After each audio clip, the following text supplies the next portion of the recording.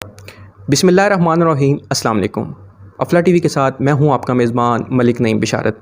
मुझे ये बताएं, उनका नाम सर फहरिस्त था चीफ़ ऑफ आर्मी स्टाफ के लिए। जो ओहदे हैं या बड़े, आपको पता है बड़े बड़े लेवल पे जितने भी ओहदे हैं वो बग़ैर अमेरिका की आशीर्वाद के नहीं हो सकते।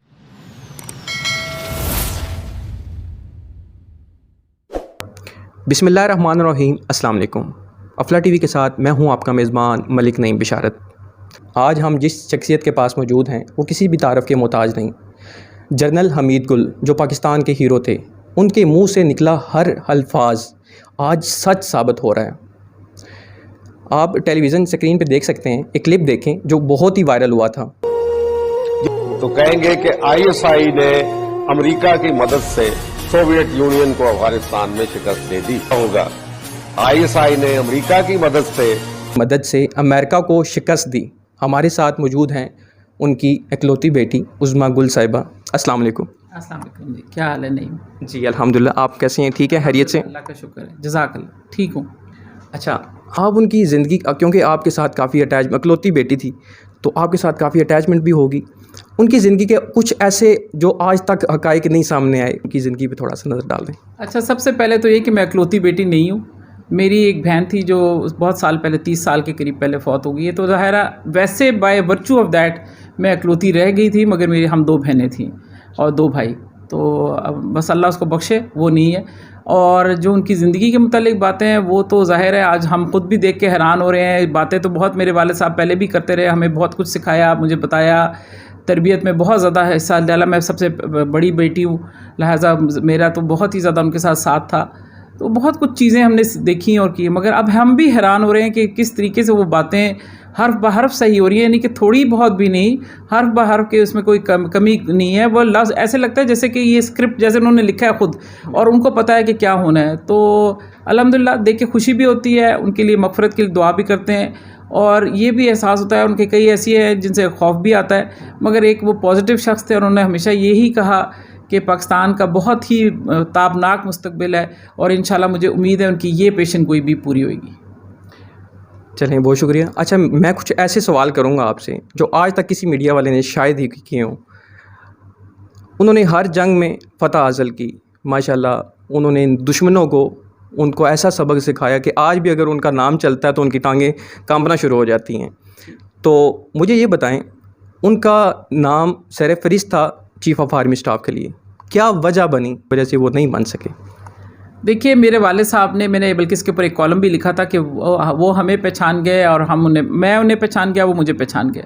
तो मेरे वालिद साहब ने चूँकि अफ़गान जिहाद के टाइम पे बहुत ज़्यादा अमेरिकनों के साथ काम किया था, तो वो जनरल साहब भी समझ गए थे कि उनका तरीक़ाकार क्या है, वारदात करने का क्या तरीका है, और वो भी समझ गए थे कि ये आदमी कैसा है कि ये ख़रीदा नहीं जा सकता और ये बिकाऊ माल नहीं है, और लिहाजा इससे हम कोई जो अपना मकसद है या मतमा नज़र है वो हासिल कभी नहीं कर सकेंगे।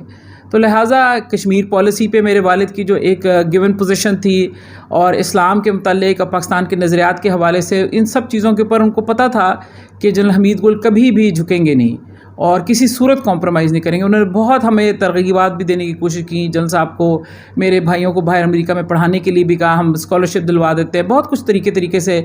और ये नहीं कि डायरेक्टली मगर इनडायरेक्टली तरीके से, कि जैसे बहुत किया, मोहब्बत के रवैये दिखाए, बहुत तरीका इनको अप्रोच करने का होता है और किया। मगर ये कि जनरल साहब ख़ुद भी यही कहते हैं कि मैं डेस्टिन नहीं था, कि अल्लाह की मर्ज़ी यही थी। मगर असल बात ये है कि वो कहते थे कि हमारे मुल्क में तमाम ऐसी जो पोस्टिंग्स होती हैं और ऐसे जो ओहदे हैं या बड़े, आपको पता है बड़े बड़े लेवल पे जितने भी ओहदे हैं वो बग़ैर अमेरिका की आशीर्वाद के नहीं हो सकते। तो मेरे वालिद साहब अमेरिका के पसंद के नज़र में नहीं थे और उनके मतमा नज़र के मुताबिक काम नहीं कर सकते थे, लिहाजा इसलिए उनको नहीं किया गया।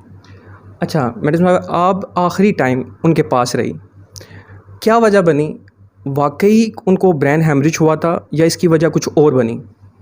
नहीं, बिल्कुल जो बात हकीकत है कि मेरी वालदा उस वक्त उनके साथ थे और मैं बल्कि अपने वालिद के पाँव मल रही थी उस वक्त जब उनकी तबीयत ख़राब हुई है। मैंने उनका बीपी चेक किया, उनका उस वक्त बीपी बहुत हाई था और मैंने उसी वक्त उनको बहुत ज़्यादा हर तरह से लुक आफ्टर किया और गाड़ी में से साथ डाल के उनको लिटा के अस्पताल लेके गए। तो उनको वाकई ब्रेन हेमरेज हुआ था, उनका लेफ़्ट साइड पे इफ़ेक्ट हुआ था, राइट साइड पे, सॉरी। تو وہ بالکل کوئی اور تکلیف نہیں تھی, بالکل فٹ تھے. اس دن 1.5 گھنٹہ انہوں نے واک کی تھی, ان کا بی پی بھی کنٹرول میں تھا. وہ اچانک شوٹ اپ کیا ہے, بس جس کا کہتے ہیں کہ ایک دعا کرتا ہے انسان کہ مجھے چلتے پھرتے موت آ جائے. میرے والد صاحب کے حق میں یہ دعا 100% قبول ہوگی. اللہ تعالیٰ نے ان کو منٹوں سیکنڈوں میں لے گیا اللہ تعالیٰ. طالبان کا فادر کا لقب دیا گیا تھا کہ طالبان کا, اس حوالے سے وہ کیا کہتے تھے؟ طالبان کے ساتھ تو کیا, ان کا تو اصل میں وہ طالبان کے ساتھ بھی محبت کر رہا تھا, مگر وہ پوری مسلم امہ کے لیے ان کا یہ جذبہ تھا. میں آپ کو یہ بتاؤں کہ اگر کہیں بھی چچنیا میں بھی کوئی پرابلم ہوتی تھی, کہیں کسی ملک میں سوڈان میں کوئی مسئلہ ہے, کہیں بھی مسئلہ ہے, وہ ہر جگہ اسی طریقے سے محسوس کرتے تھے اور پریشان ہو جاتے تھے. ان کی نیندیں حرام ہو جاتی تھیں, بہت زیادہ محسوس کرتے تھے چیزوں کو, اور مسلمانوں کا غم اور دکھ کا بہت احساس تھا ان کو. اور آخری وقت تک بھی اگر دیکھیں جس وقت ان کا انتقال ہوا ہے, وہ اس وقت بیٹھ کے ٹی وی پہ باقاعدہ ایک کسی کی میٹنگ وہ سن رہے تھے کہ وہ کہہ رہے تھے کہ میرا 9:15 بجے مجھے انہوں نے میرا ایک بیپر لینا ہے اور میں نے اس وقت ان کا جواب دینا ہے. تو وہ آخری وقت تک پاکستان کی خدمت کر رہے تھے, اپنی جو اپنا حق ادا کر رہے تھے اس کے لیے کام کر رہے تھے. تو اللہ کا شکر ہے, مگر وہ اصل جو درد ہے وہ مسلم امہ کا درد تھا. بالکل ایسا ہی ہے. ان کا نماز جنازہ پوری دنیا میں مسلم ممالک میں پڑھایا گیا تھا. اور آخری بات میں آپ سے پوچھنا چاہتا ہوں, جنرل مشرف نے ان کو کیوں گرفتار کرایا تھا؟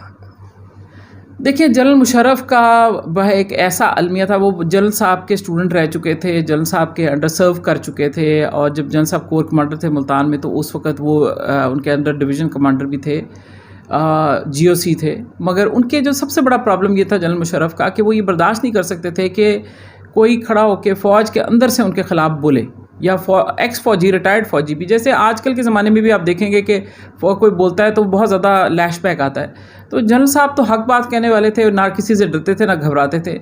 انہوں نے جنرل مشرف کی والدہ کے گھر میں کیبل نیٹ ورک لگ گیا, اور وہ جب کہتے تھے کہ میں اتنا پریشان ہوتا ہوں کہ جب ٹی وی پروگرام پہ جنرل حمید گل آ کے کوئی کمنٹس دیتے تو میری والدہ مجھے بڑی جھاڑ پلاتی ہیں. تو ان کو بہت تکلیف تھی. پھر لوگوں نے, ظاہر آپ کو پتہ ہے ہمارے ہاں طریقہ ہے کہ بھڑکانے والے تو بہت ہوتے ہیں, تو انہوں نے جنرل مشرف کے کان بھرنا شروع کر دیا. اور یہ وقت آ گیا کہ جنرل مشرف نے کہا کہ جنرل حمید گل کو خاموش کرنے کا بیسٹ طریقہ یہی ہے کہ ان کو گرفتار کر لیا جائے. کوئی والد صاحب نے ایسا کوئی کام نہیں کیا تھا جس پہ گرفتار کیا جائے. وہ چیف جسٹس کے لیے پھولوں کا گلدستہ لے کے جا رہے تھے, اس پہ انہوں نے گرفتار کیا کہ جی ہم نے ایمرجنسی پلس لگائی ہے تو جنرل حمید گل کیوں جمہوریت کے اور اس کو سپورٹ کر رہے ہیں. تو اس لیے یہ واقعہ ہوا تھا. مگر یہ کہ بہرحال جنرل مشرف کے اعمال ہیں, ان کو انہوں نے جو کچھ کیا آپ دیکھ لیں. جس طریقے سے آج وہ دیکھیں, ہر شخص کا اپنا طریقہ ہے. آج جنرل حمید گل کا نام لوگ کس طرح لیتے ہیں. میرے والد صاحب کو, مجھے حالانکہ میرے والد ہیں, مگر مجھ سے زیادہ لوگوں کو ان کی تقریریں یاد ہیں, مجھ سے زیادہ لوگوں کو ان کے متعلق پتہ ہے, ان کی باتیں مجھے بتاتے ہیں. ابھی چند دن پہلے میں ایک خاتون سے ملی ہوں جنہوں نے پوری جنرل صاحب کی تقریریں ایسے حفظ کی ہوئی تھیں, تو وہ مجھے سنا رہی تھی. مجھے یقین نہیں آیا کہ میں بیٹی ہوں مگر ان کو میرے سے زیادہ پتہ ہے. اور کہاں جنرل مشرف کی جس کو اب کوئی یاد بھی نہیں کرتا. تو یہ ہر بندے کا اپنے اعمال ہیں جو اس کے آگے آتے ہیں.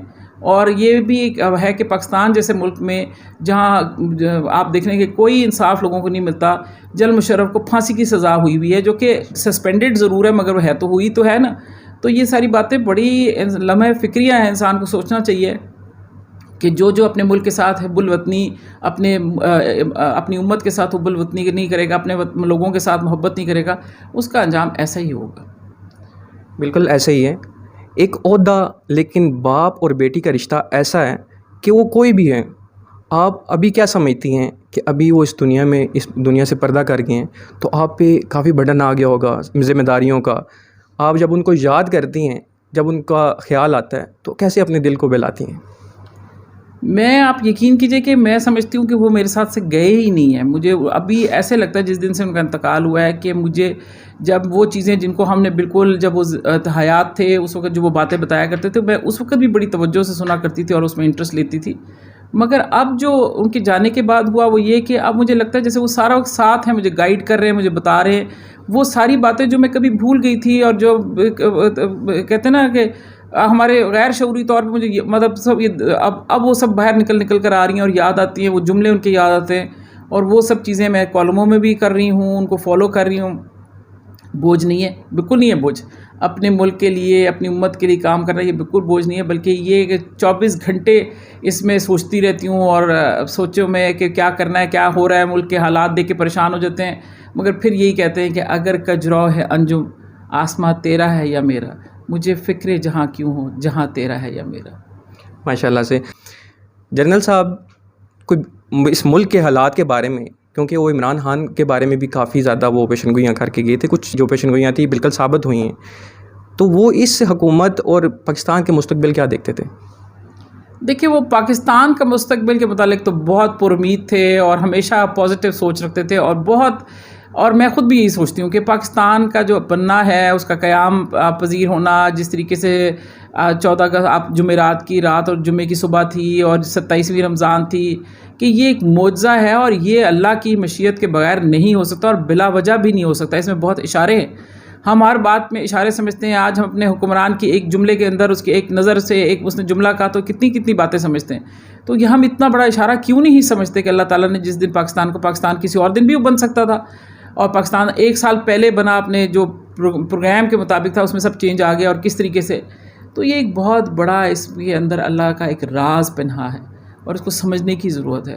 और इसलिए मैं पाकिस्तान के हालात को देख के इससे मज़ीद पुरुमीद हूँ कि अगर जो चीज़ें गलत होनी हैं उनको एक दफ़ा गंदा खून छट जाना चाहिए, एक दफ़ा गलत चीज़ें ख़त्म हो जानी चाहिए, और उसके बाद ये सही तरफ, हम सिमत की तरफ जा सकेंगे।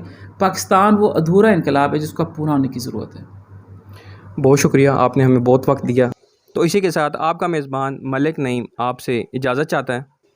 इस तरह की मज़ीद वीडियो आपके साथ शेयर होती रहा करेंगी। चैनल को लाइक कीजिए, सब्सक्राइब कीजिए। अल्लाह ने के बान।